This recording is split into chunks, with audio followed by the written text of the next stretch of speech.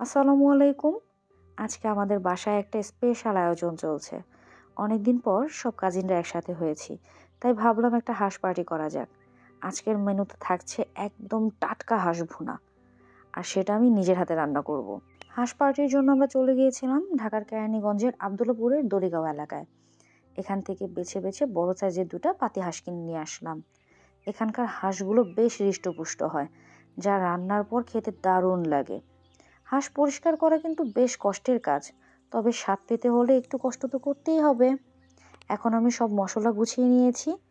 এখন আপনাদেরকে দেখাবো কিভাবে হাঁসের মাংসটা আমি রান্না করেছি। আমি এখানে 2টা হাঁস নিয়েছি। 2টা হাঁসের ওজন আছে 2 কেজির একটু বেশি। ভালো মতো ধুয়ে পরিষ্কার করে ছোট ছোট কাট করে কেটে নিয়েছি। এখন একটা প্যানে পরিমাণ মতো সরিষার তেল দিয়ে দিলাম। তেলটা একটু গরম হলে দিয়ে দিলাম 4-5টা তেজপাতা, দারুচিনি, এলাচ, লবঙ্গ, কালো গোলমরিচ। এগুলো দিয়ে 2-3 মিনিট একটু তেলের সাথে ফোড়ন তুলে নিব। গোটা মশলাগুলো ভাজা হয়ে গেলে পরিমাণ মতো পেঁয়াজ কুচি দিয়ে দিলাম। পেঁয়াজ কুচিটা দিয়ে নেড়ে চেড়ে লালচে করে ভেজে নিব।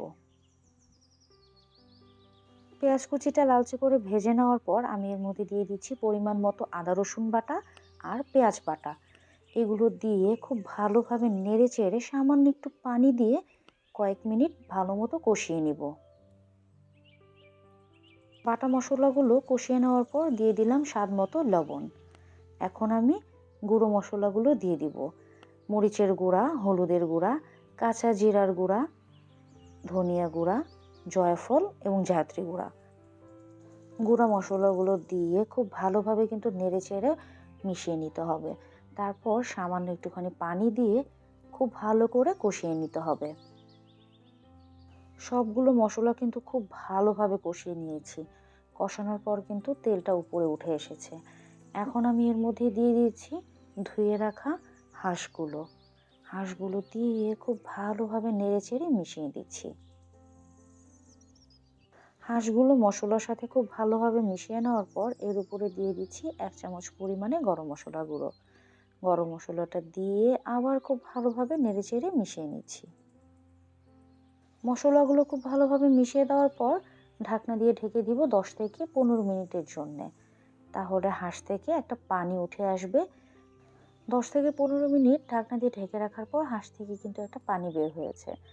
এই পানিটা দিয়ে মাংসটাকে খুব ভালোভাবে কষিয়ে নিব। তারপর আমি এর মধ্যে 1 কাপ পরিমাণে গরম পানি অ্যাড করে দিচ্ছি মাংসটাকে ভালোভাবে কষিয়ে নেওয়ার জন্যে। তারপর একটু নেড়ে চেড়ে ঢাকনা দিয়ে আবার ঢেকে দিচ্ছি মাংসটা সম্পূর্ণ ভালোভাবে কষিয়ে নেওয়ার জন্য। আমি কিন্তু অফ ক্যামেরাতে কয়েকবার কিন্তু নেড়ে চেড়ে দিয়েছি। মাংসগুলো কিন্তু খুব ভালোভাবে কিন্তু কষিয়ে নেওয়া হয়েছে। দেখেন উপরে তেল ভেসে উঠেছে। এখন এর মধ্যে পরিমাণ মতো গরম পানি দিয়ে দিলাম ঝোলের জন্যে। গরম পানিটা দিয়ে নেড়ে চেড়ে মিশিয়ে আবার ঢেকে কিছুক্ষণের জন্য রান্না করব।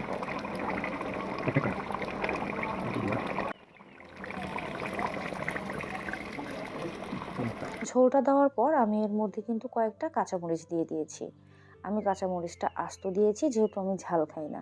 কাঁচামরিচটা দিলে খুব সুন্দর একটা ফ্লেভার আসবে। এখন ঢাকনা দিয়ে ঢেকে দিব হাঁসের মাংসটা খুব ভালোভাবে রান্না হওয়া পর্যন্ত।